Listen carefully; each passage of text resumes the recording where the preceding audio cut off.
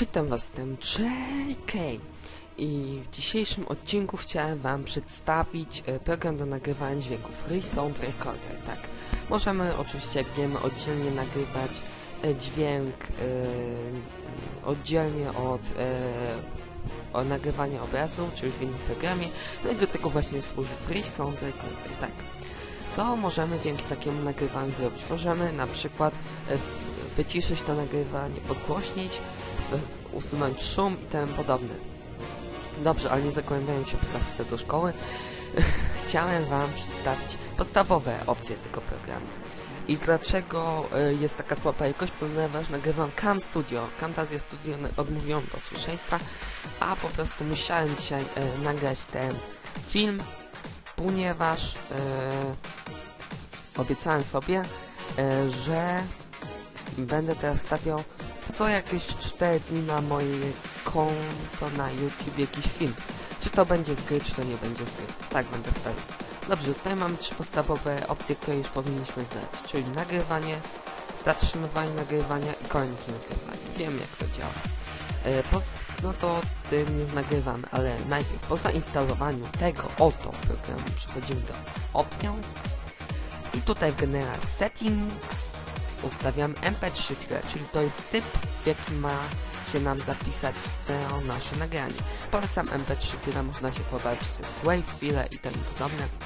Ja osobiście wolę MP3 file, bo potem nie trzeba tego zmieniać na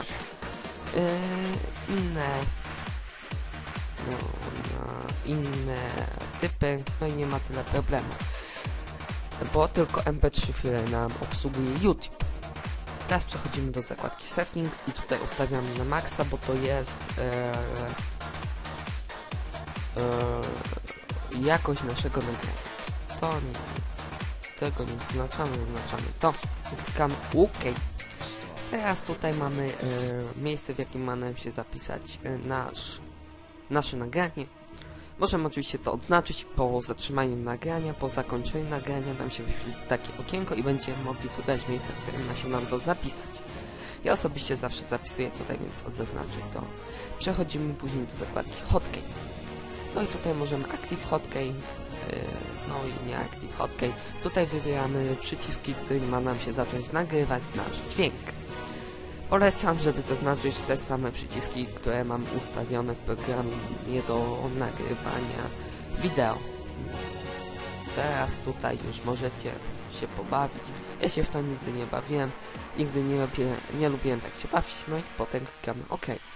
No i o dziwo możemy już nagrywać. To nie jest jakieś dziwne Audacity, że trzeba się wysilać i w ogóle i myśleć, tylko już możemy nagrywać. Dobrze.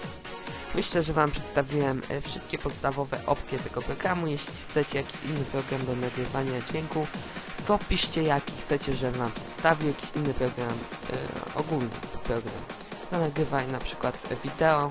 Proszę mi powiedzieć, ja tam wam go przedstawię. No i myślę, że wam ogromnie pomogę. Kolejny odcinek myślę, że za 4 dni, jeśli mi się uda. Albo jeszcze w weekend, bo dzisiaj jest piątek. Dobrze, więc komentujcie, subskrybujcie, oceniajcie, łapkujcie, łapki, fapki w górę, w dół, jeśli chcecie, to też zaznaczajcie, jeśli wam się nie spodobało. Oczywiście wytłumaczcie, co wam się nie spodobało. Możecie powiedzieć. No i na razie trzymajcie się gorąco. Cześć!